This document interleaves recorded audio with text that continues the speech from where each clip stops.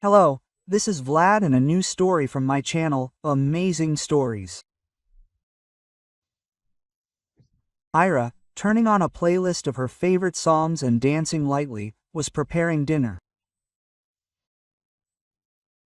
She was in a particularly good mood today.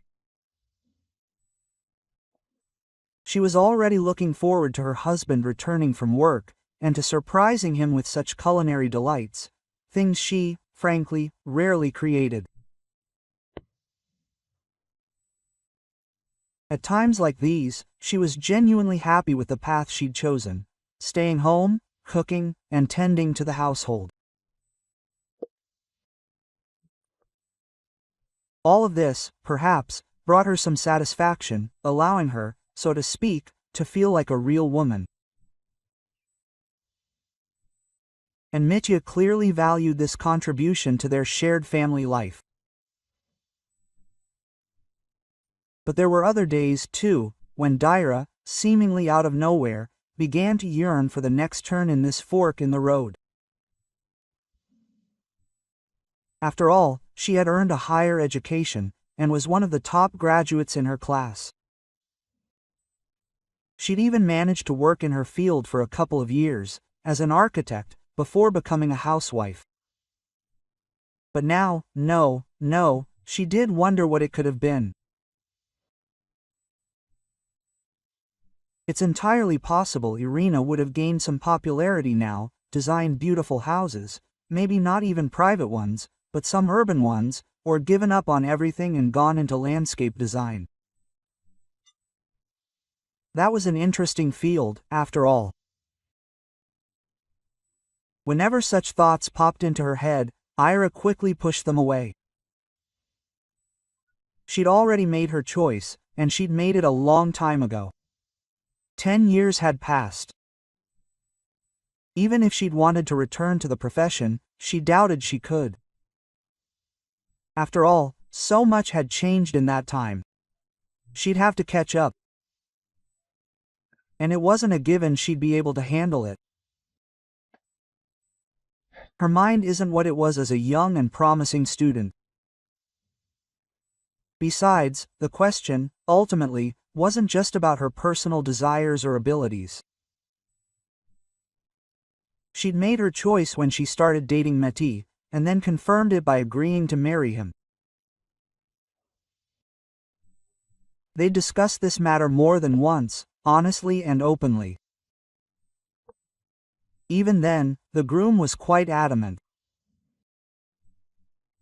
"My wife will not work," he said, "under any circumstances." "Why?" Sira asked, surprised. Back then, she still had plans for the future that included more than just family. But it wasn't just for fun.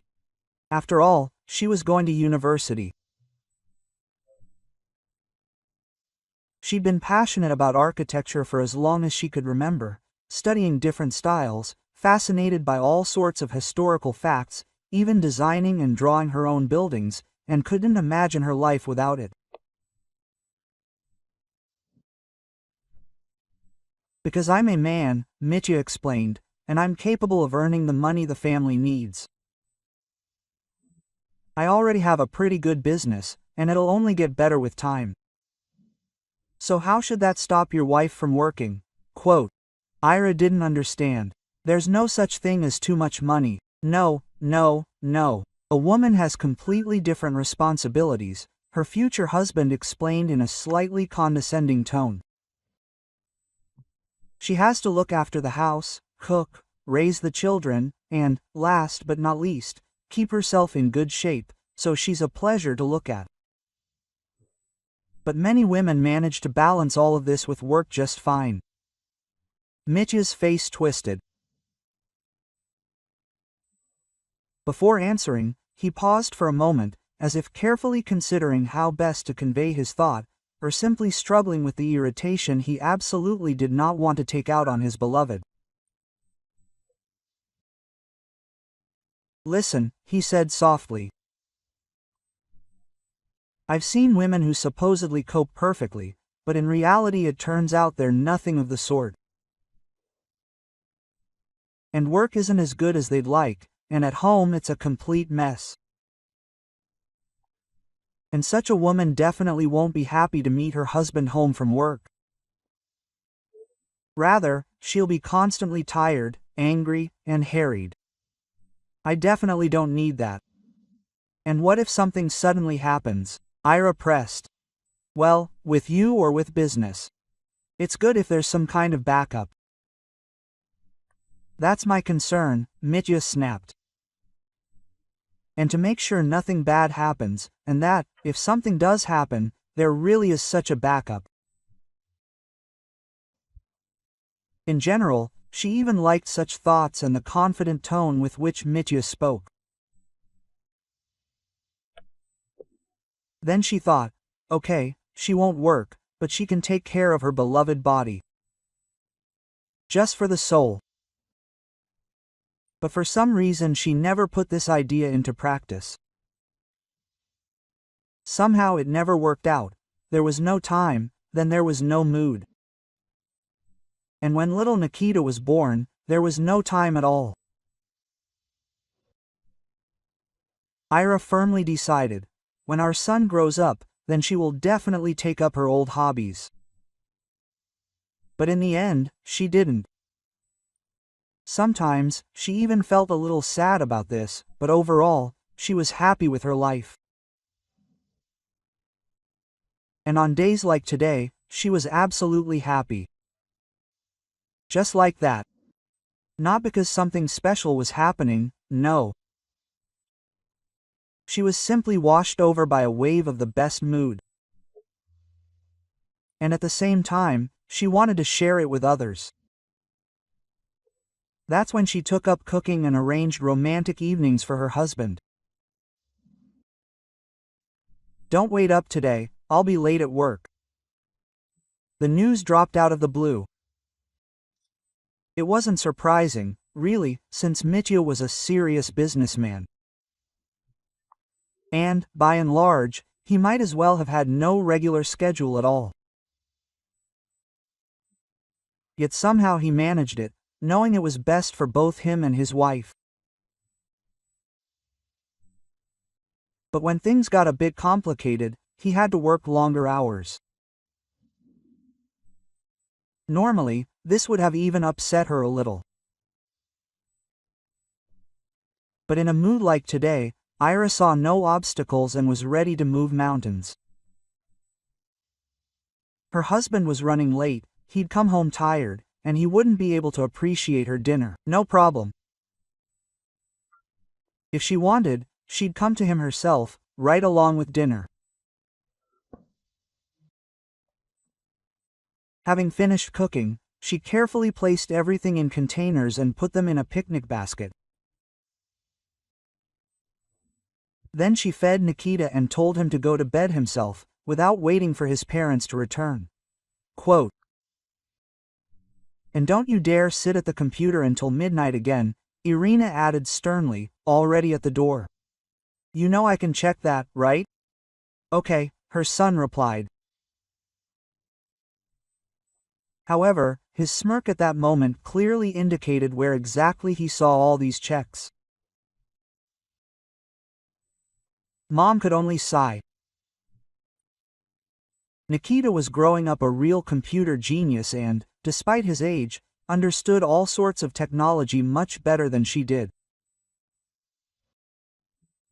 Sometimes this was annoying and certainly interfered with the educational process. But, on the other hand, there was no need to worry too much about her son's future. With such talent, he won't go to waste. Only when she reached the business center where her husband's office was located did Ira wonder how she would get in. She didn't have a pass. She could, of course, call Mitya and warn him, but then she would ruin the surprise, and she didn't want that. So Irina decided to rely on luck. Quote, "Hello, Irachka," a familiar elderly security guard smiled at her at the entrance. They'd decided to visit Dmitri. Quote, "Well, yes," she smiled too. "But here's the thing, Semyon Mikhailovich, no one can know about this." I want to surprise him. Well, it turns out there was no one to order a pass. Oh, no problem, said the elderly man. I know you. You come here often, so I can make an exception. It's unlikely that anyone would scold you for something like that. Having climbed up to the right floor, Ira began to climb on the chains and, from the hallway, saw that the right door was ajar. The mood was very playful, and she didn't want to spoil the surprise prematurely. Creeping closer, Ira heard her husband's voice. It sounded strange, hoarse, as if excited. And this was a little unnerving. It was quite possible that he was having some kind of problem, hence the difficult conversation with a colleague, but for some reason this version didn't seem convincing to her. Finally approaching the door, Irina carefully peered inside, and the sight she found there made her freeze in place. Mitya stood with his back to her, talking rapidly, waving his arms. And opposite, right at his desk, sat an unfamiliar man. He was dressed in a nice suit, but the expression on his face immediately evoked a sharp rejection. Quote, "This is a very nice house," her husband said. "You can see for yourself, it's large, well-designed, and beautifully renovated. The price you're naming is too low. And you're in no position to negotiate." The stranger remarked with a touch of malice. "Be grateful we're agreeing to this option, otherwise things could turn out much worse." Mitya shifted a few centimeters, and Ira could see what was lying on the table. She recognized with horror the plans for their own house. What was going on? Her husband had decided to sell it without consulting her, and for next to nothing. It looked as if Mitya had gotten into some serious debt. And now, to pay it off, he was planning to part with the house. And the stranger, lounging comfortably in her husband's chair, looked more like a debt collector, and not the most legitimate one, than a realtor. Realizing this, Ira barely restrained herself from screaming, but her hands failed her. A basket containing a sumptuous dinner crashed to the floor. Mitya turned at the sound and saw his wife. His face reflected a whole range of emotions: shame, horror, and indignation. "Think about what I told you," the stranger said casually, rising from the table. "Okay, think about it, Dmitry Filipovich. You don't have much time, and you may never get such generous offers again." Quote. He stretched with a weighty, nasty smile and leisurely left the office, not even deigning to glance at Ira. She, in turn, looked only at her husband. "What does this mean?" "Let's discuss this at home," Mitya said wearily. Reluctantly, Ira agreed. They drove home in complete silence. If Ira tried to bring up something, her husband immediately put a stop to it. The entire ride, he looked depressed and somehow pensive. There was an uneasy feeling, as if her husband was trying to quickly come up with a lie. "Well," Ira said, after they had already changed and had a snack, "I'm waiting for an explanation. Are you planning to sell our house, and not very profitably, huh? Without consulting me? What are you talking about?" Quote. Mitya shook his head.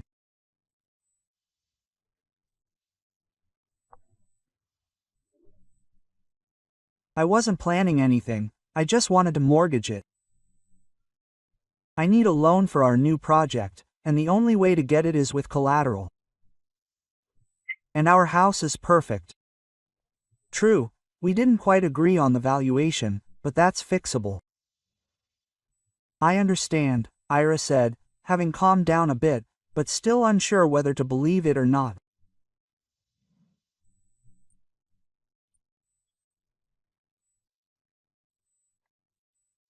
But even in this case, shouldn't you consult me before making such a decision? And what if something goes wrong? I already told you, huh, her husband responded, a little irritated. Something will go wrong.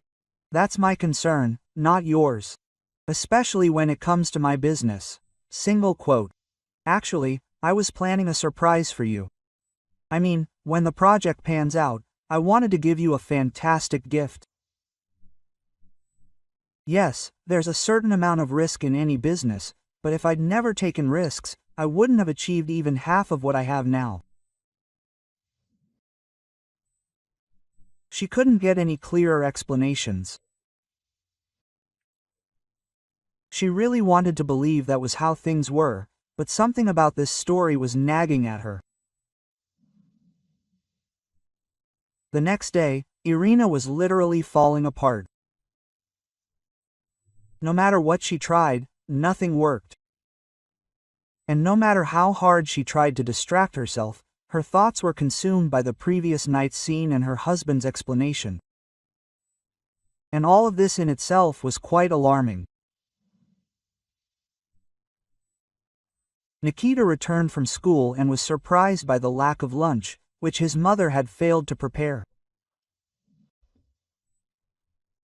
After a quick snack of sandwiches, he went to his room, but soon returned and approached her. Then he hesitated a bit, as if he wanted to break some bad news, and said, "Mom, come on, I'll show you something." "What?" Irina tensed. As if we didn't have enough problems with our son. As if what happened yesterday wasn't bad enough. "You see," Nikita said slowly. "I accidentally overheard your conversation with Dad, and I also saw something on his computer when I visited him." Later. Slightly stunned, Irina nevertheless followed him into Mitya's office, and there Nikita, confidently, as if he had done this before, approached his father's computer. He turned it on, entered the password, and, to her surprise, it was correct. Quote, "How did you know that?" Irina asked sternly. "Well, Dad didn't come up with anything original, it was just Grandma's birthday." Nikita waved it off. After thinking about it, Ira decided not to ask why and under what circumstances her son had decided to guess the password in the first place. But after all, he could have done it for practice. And perhaps that wasn't the most important thing right now. Nikita was already opening his browser history, and what Ira saw there shocked her. She looked and could hardly believe her eyes. Dozens of tabs with various bookmakers and games of chance. Apparently, her husband suffered from a serious addiction. Quote, "I saw Dad playing that once," the son said somewhat defensively and decided to check. "Then he found it. And they told us at school that it was dangerous, but it seemed nothing serious so far, so I didn't tell you anything. I thought everything was fine. But when I heard you yesterday, I realized that was not so." Ira nodded automatically. Indeed, now it all fit. Apparently, yesterday's conversation had nothing to do with any business. Mitya, it seemed, had lost big, and she understood everything correctly. That unpleasant stranger was indeed a debt collector, a person who had come to collect a debt. Quote, "Can you print this out for me?" Irina asked, nodding at the computer screen. "Yes, of course," Nikita replied. That evening, when her husband returned from work, more tired and disoriented than usual, she engaged him in a serious conversation, and to avoid any temptation to lie, she began by showing him the printouts. Mitya looked at them, trying, with some hesitation, to feign surprise. Quote, "Our son found this on your computer," Ira said, cutting off any further questions. "I think I won't be wrong if I say that you lost a significant amount, and so you decided to pay it off by selling our house." Quote. For a while, her husband was silent, looking at her dumbfounded. And Ira had an uneasy feeling that he was trying to wriggle out of it again, but, apparently, no decent explanation came to him. "Okay," her husband finally said with a heavy sigh. "You're right. I really did lose. So what?" Ira, overcome with indignation, couldn't even immediately find the words. "How did you even come up with such an idea? What was missing?" "A thrill." Mimi Mitya shrugged her shoulders from stress. "There were some problems at work, and this helped me switch off. At first, the bets were small, and in general, I didn't think about anything in particular. I just somehow got sucked into it. And then, little by little, I started losing. I decided that I needed to win it back. In the end, I bet more and more. Sometimes, of course, I won back what I had lost or part of it, but always I lost more.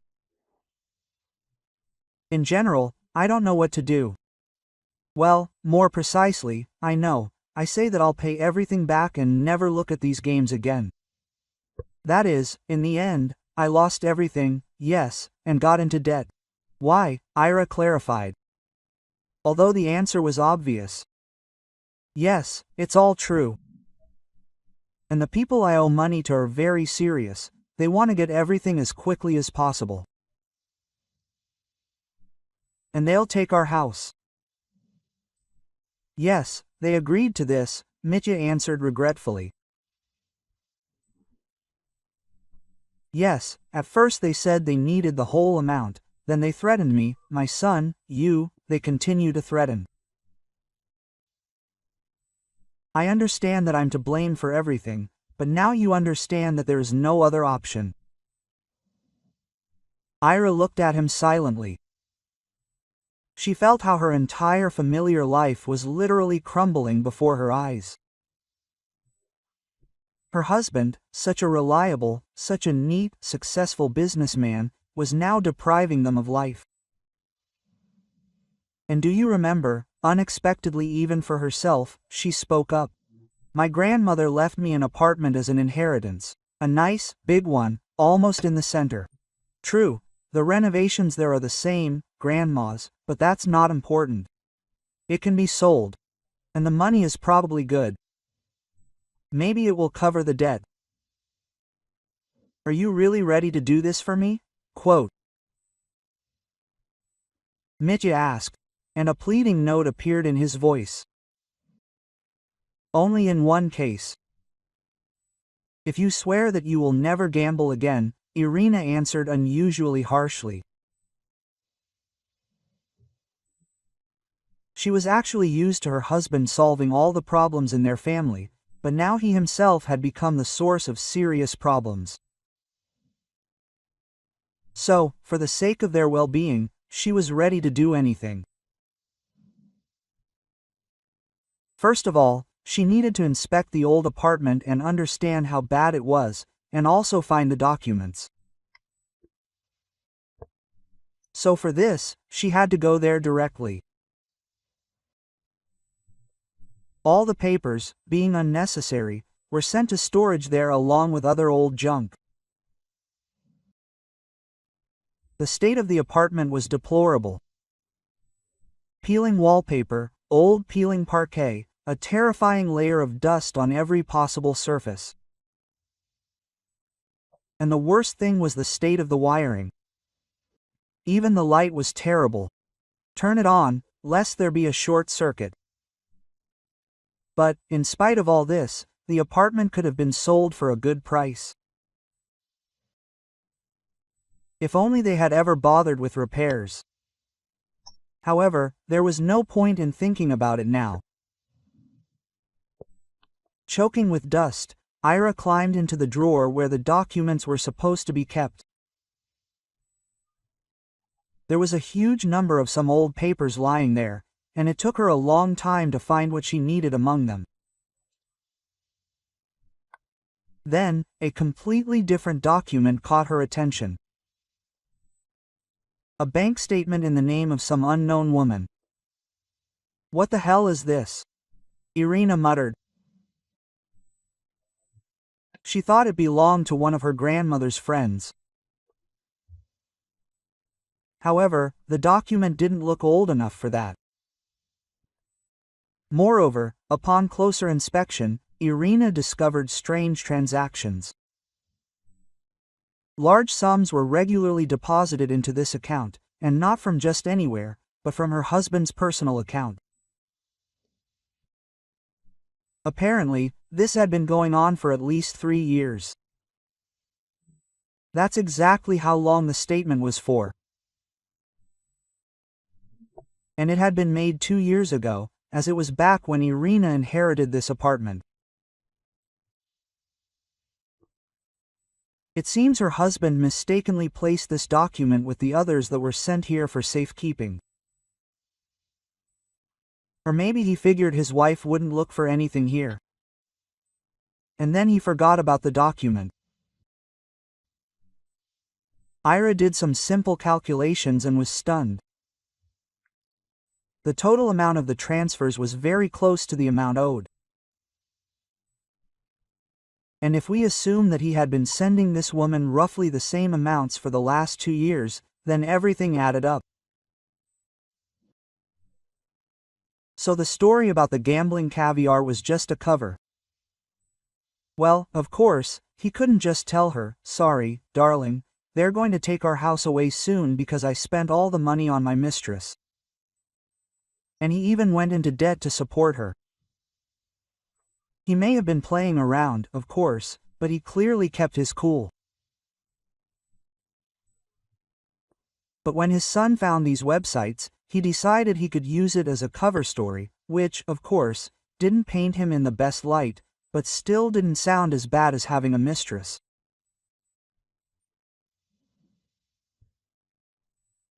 Shocked by her discoveries, Ira realized she needed advice, preferably from someone older and wiser than her. Unsurprisingly, Natalia Fyodorovna, her husband's mother, came to mind. Perhaps precisely because her own mother had long since passed away. "She seems to be a mistress," she informed her mother-in-law, "and he spends an insane amount of money on her. Do you know anything about this?" "Yeah, she didn't start out very well." With a little effort, one could hear an accusation against Natalia Fyodorovna in her words. Apparently, that's exactly how her mother-in-law perceived it. The friendly expression on her face immediately changed to a prim and unfriendly one. Quote, "No," she said, "I don't know anything about that. My son doesn't report his every move to me. So what should I do?" Ira asked in despair. Because of this woman, he got into terrible debt and now wants to sell the house to pay it off. "Irachka, my dear," the elderly woman smiled unpleasantly. "This is your family matter. When you first got married, you both vied with each other to keep me out of your way. Well, I'm not interfering. If you have any complaints about your husband, sort it out with him yourself. Don't drag me into this." Quote. Irina had no choice but to talk to Mitya again. Perhaps his mother was right in some ways. After all, this really is a family matter. And the very existence of this family could depend on what Mitya tells her. "Why are you always digging around like some kind of bloodhound?" her husband exclaimed irritably.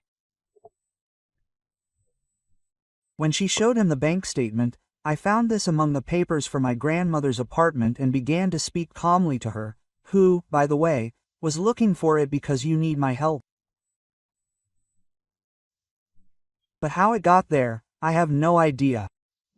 Well, maybe I put it there by accident, her husband muttered. I didn't look closely. But think about it. If we were talking about a mistress, I would have made such a blunder. Quote, "Who are we talking about then?" asked Sira. "About my half-sister, my father's sister. We were very close for a while, then we grew a little distant, but when she called and said she had cancer, I simply couldn't stay away.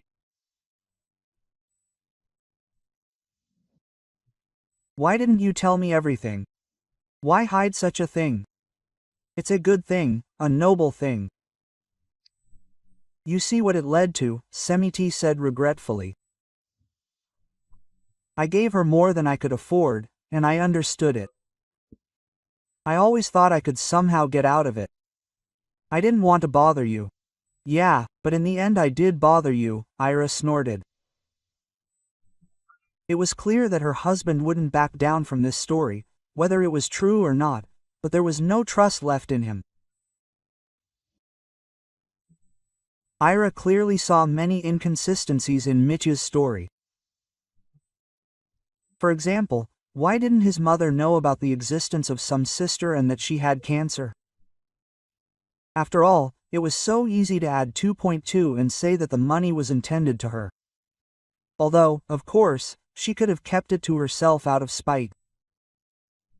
Well, let's say, this story with gambling sounded clearly worse than the admission that Mitya had helped his seriously ill sister.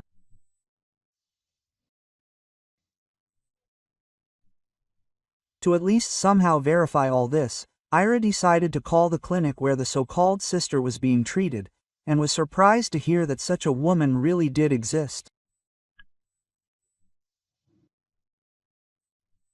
Only some time ago she had been discharged, and money from her husband, apparently, continued to drip into her bank account. "Irishka, hi." The cheerful voice of an old friend came from the phone. "Listen, I was just thinking, we haven't seen each other for 100 years. Somehow, I'm never up to it. I'm on vacation now, I'll be leaving in a couple of days. Maybe we'll catch up." "Okay," agreed Sira, somewhat unexpectedly, even for herself. It wouldn't hurt to chat with someone. "Oh, I feel like you could use something else. Maybe I'll stop by this evening with a bottle." "Oh, let's sit and talk." "No, Sasha." Ira automatically shook her head, although her interlocutor couldn't see this movement. "Let's do it during the day. Mitch is home in the evening. I don't want to be around him." "Fine." Quote, just as cheerfully, Alexandra responded. "Then tomorrow during the day." "Agreed."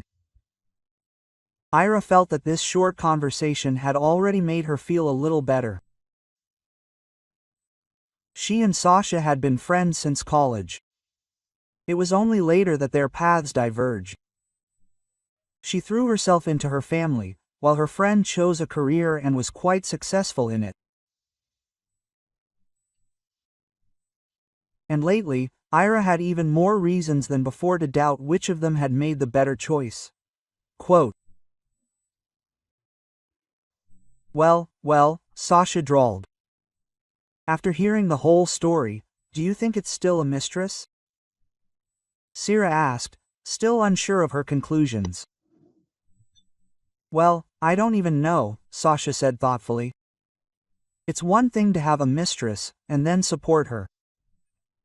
But getting into such debt because of this doesn't seem like a businessman who has achieved considerable heights." "And how can we find out what's really going on?" Ira asked devastatedly. "Honestly, I'm already tired of all this fortune-telling with coffee grounds." Quote, "Maybe I should follow him," Alexandra suggested.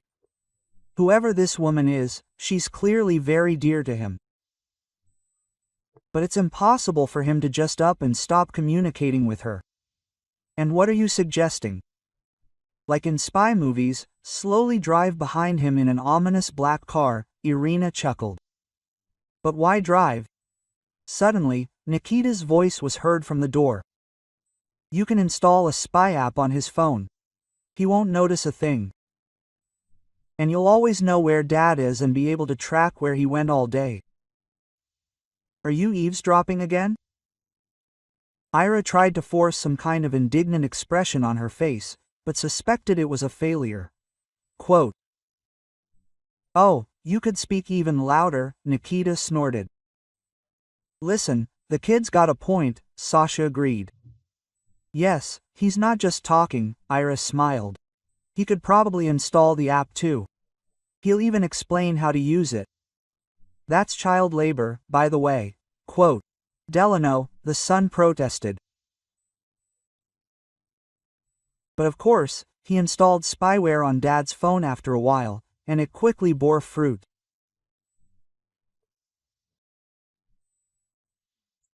Irina discovered that every day after work he went to the same place and spent at least a couple of hours there. And she, naive, thought that it was because he, as a businessman, had such long workdays. However, the program only tracked the location, but didn't provide any information about what the person was doing there. So, for now, this didn't clarify anything, but only added new questions. Ira, thinking long and hard, doubting, finally decided there was only one option. She needed to go to the address herself. Of course, this might not yield any results, but there were no other options.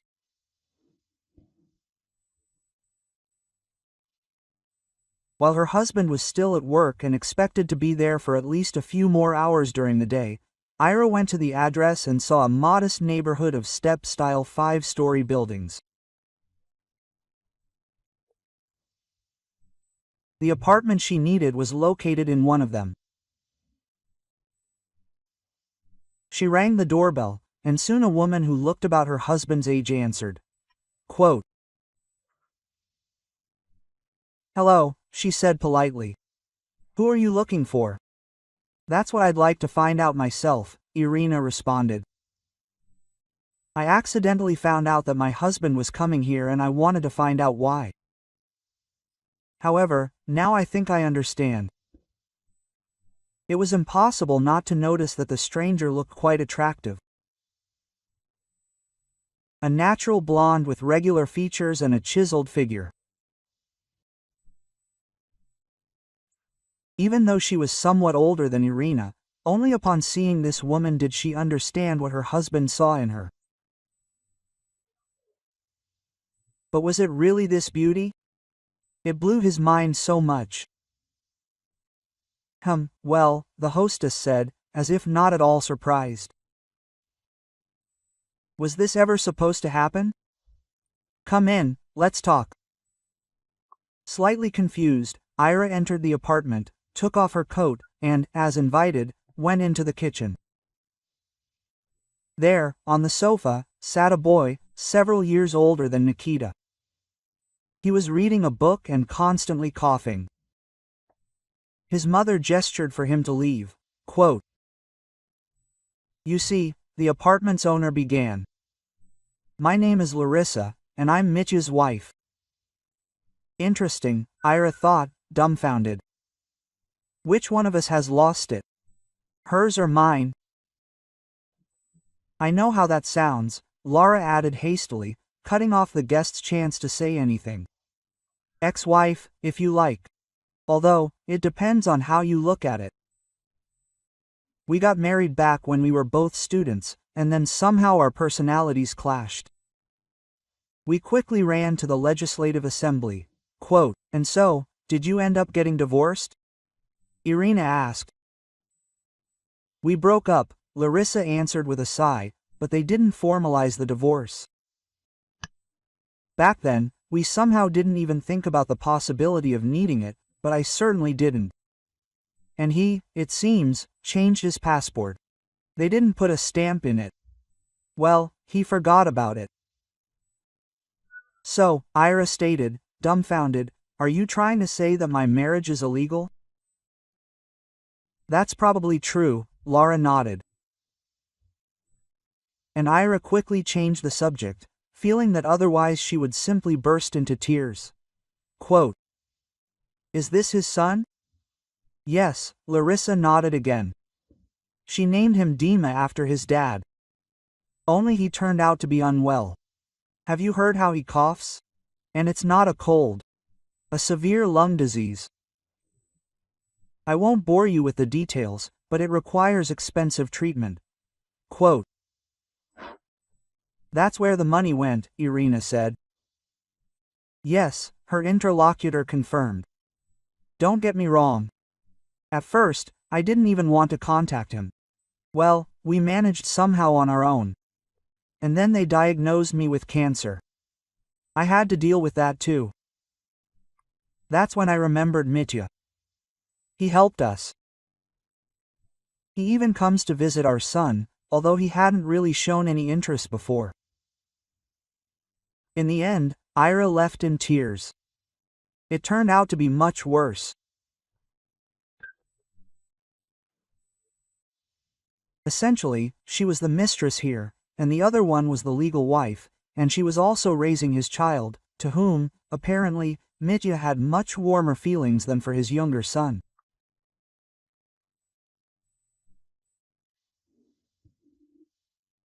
Now Ira knew for sure. Neither she nor Nikita had a place next to this man. Let him do what he wanted, and luckily, they had somewhere else to go. But, strangely enough, C didn't experience any negative emotions. How can you blame a mother who would do anything just to save her child? Quote. It turns out you already have one legal wife, Irina noted, packing her things.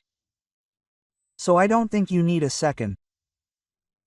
But I was just saving my son, her husband exclaimed indignantly. Well, wouldn't you want me to do everything possible for Nikita if something like that happened to him? Is that really bad? Irina responded, her voice ringing with indignation. I would like my son to be born in wedlock, first and foremost. And I would like to know what crazy money you spend on helping that other child. And I would like you to care about the future of the other while helping one.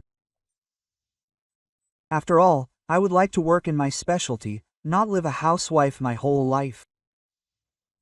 But I gave it up for you. And this is the price I have to pay. You know, in my first marriage, I saw what happens when a wife is busy with something else. That's why Larissa and I separated. Well, yes, and now, it seems, you're getting back together. Quote, good morning and love, or whatever happens. I'm not going to take part in this circus anymore. Maddie was about to say something else, but the doorbell interrupted him. He looked worriedly and trudged over to open it, looking completely resigned. And it soon became clear why. It turned out the appraisers had come to determine on the spot how much the house could fetch. What about your grandmother's apartment? Her husband asked, as if nothing had happened, so that the guests wouldn't hear. How much can we get for it? Are you serious? Ira couldn't immediately find a response from such impudence. Well, you see what's going on. He nodded toward the appraisers. We'll be left without a home. You can move in with Larissa, Mira shrugged. Or wherever you want, it doesn't bother me. And it turns out that Nikita and I need my grandmother's apartment. We have to live somewhere. He continued to say something else, begging, pleading, but Ira wasn't listening anymore. She and Nikita grabbed their suitcases and left the house. Nothing that had happened here had any relevance to them anymore. She didn't even bother to tell him the obvious truth that had unfolded so unexpectedly. All it took was a glance at Laura's maiden name and the realization that it was the same as that of her husband's main business partner.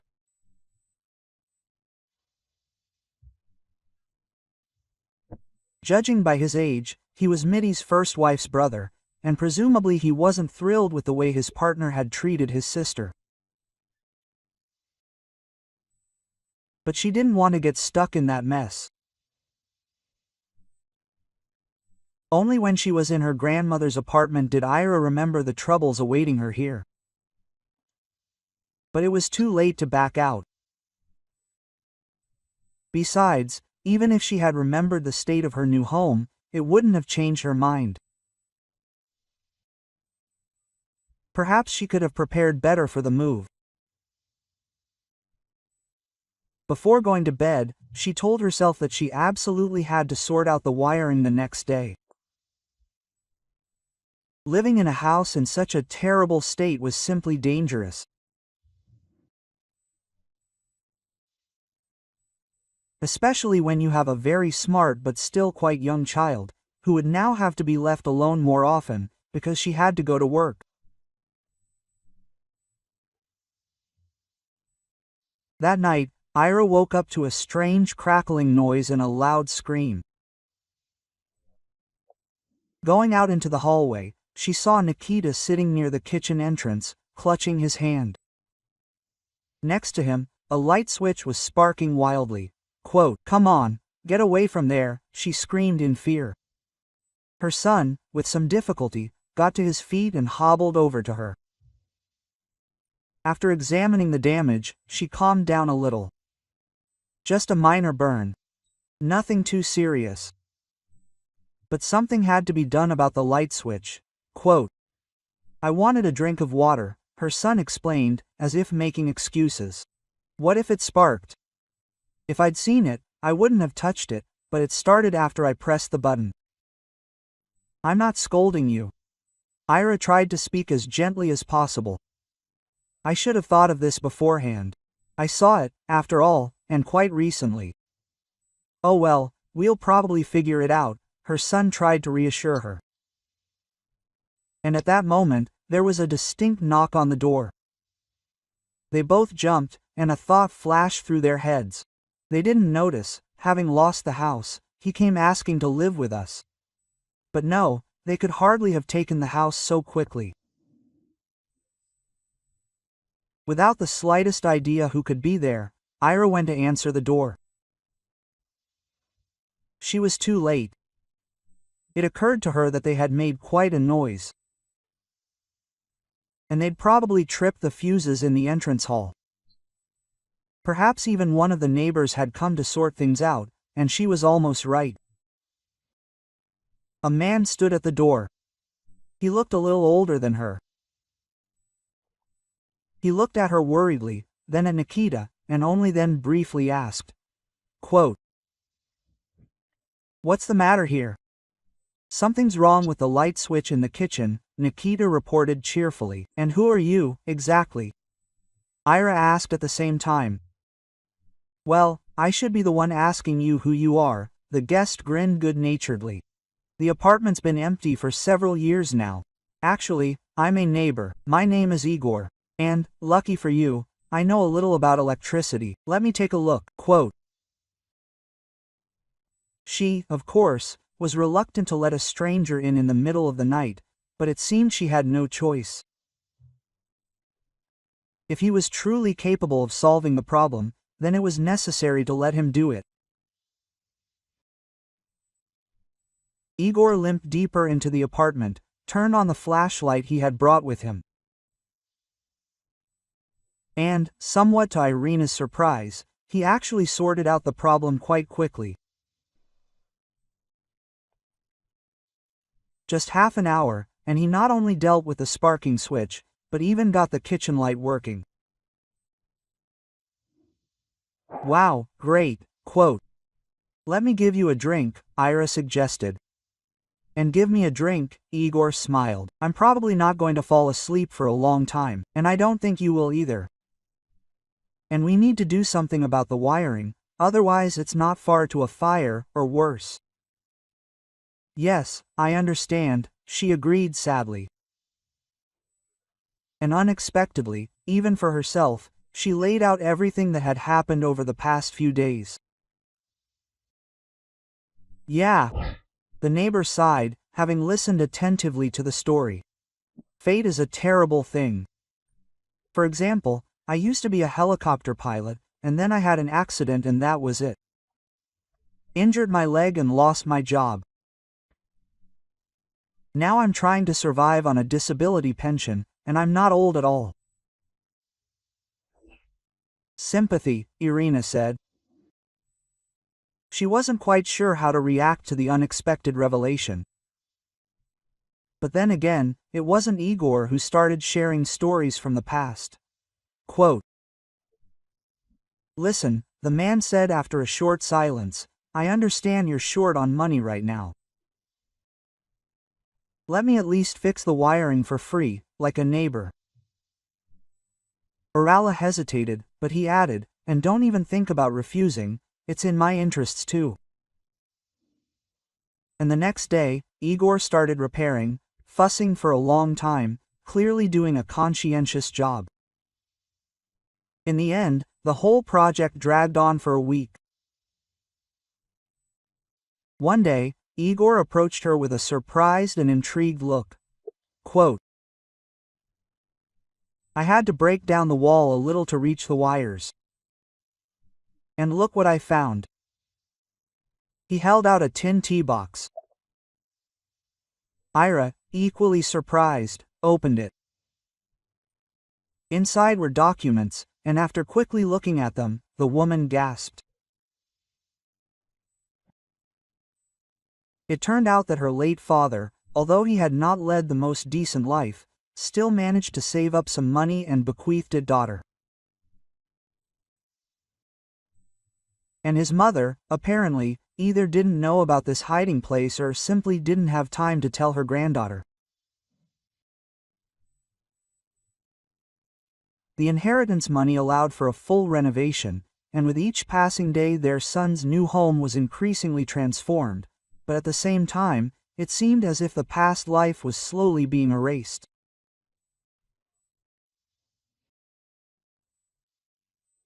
They developed a friendly relationship with Igor, so now he came to visit them regularly.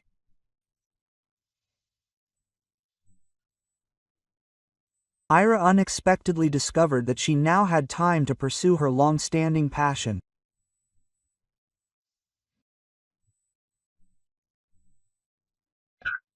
She was interested in discovering what was new in the world of architecture and was soon able to find work in her field. Well, Igor, apparently inspired by her example, began to earn extra money doing minor repairs. At first, mainly for neighbors and their acquaintances. Ira felt proud of his success and even helped him buy some tools to make the work more enjoyable. However, this idyll didn't last long. One day Igor came to them, but drunk, and complained that his instrument had been stolen. Ira looked at him with obvious skepticism. If she had learned anything from her marriage, it was this: don't trust people, especially men. "And who could possibly need your instrument?" she asked, narrowing her eyes. "How should I know?" Ikra responded sadly, leaving it near the apartment, thinking why drag it back and forth, I'll have to go on a call soon anyway. And he also thought, who needs it? You see how it turned out. And out of grief, you decided to get drunk, Ira clarified with the same skepticism. "What kind of drunk?" he responded embarrassedly. "Just a couple of shots. But for some reason, I think," Irina said in a voice trembling with anger, "that you just wanted a drink. So you sold the instrument. You bought booze with the money. Maybe, of course, you didn't sell it, maybe you drank and lost it somewhere, but now you're crying." And no matter how much Igor swore that it wasn't so, no matter how much he begged for a second chance, it was all in vain. Irina didn't want to see him anymore, although, of course, she was hurt and offended by this. She had become attached to him too, and then this. But she couldn't help herself.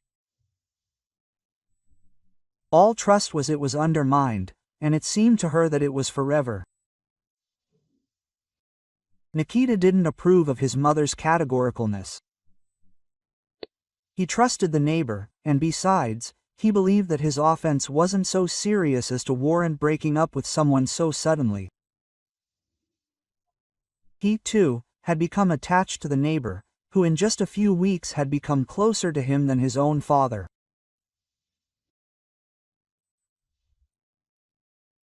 Ira, trying to completely put Igor out of her mind, began collecting documents, either for a divorce or simply to have her marriage declared invalid, which, in essence, it was.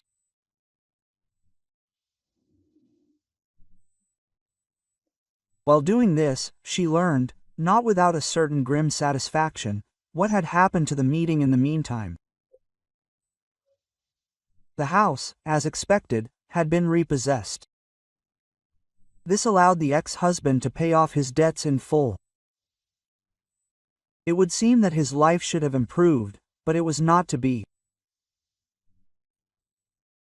His partner had harbored a grudge against him, so now he had an excellent chance for revenge.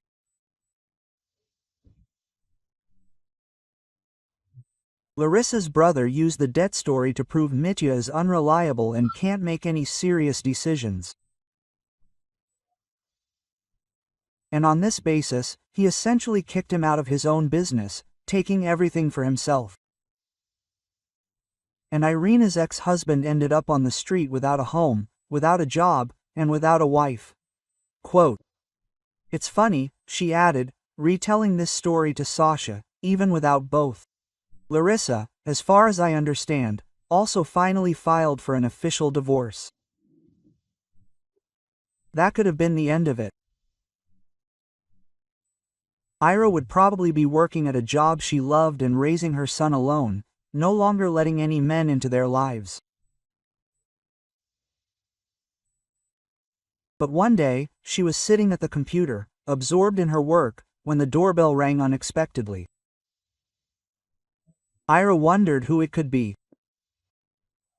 Ideally, her son should have been home from school by now, but he had his own keys. A thought flashed through her mind.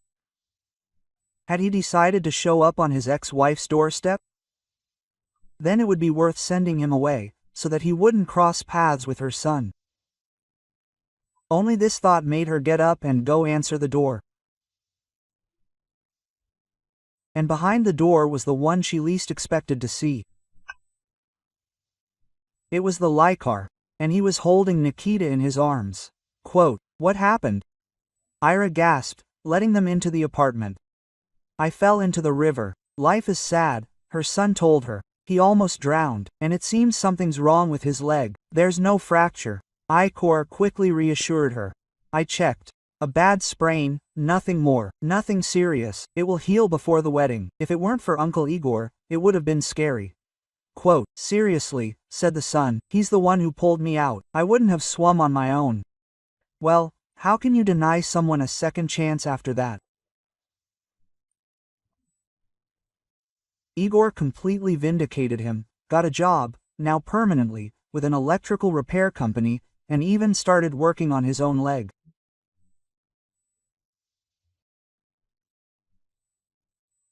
At first, I was just doing recovery exercises with Nikita, but eventually I practically stopped limping.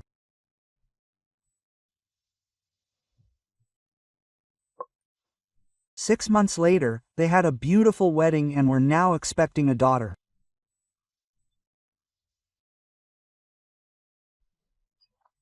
If you like this story, I hope you'll support me with a thumbs up. All the best, M.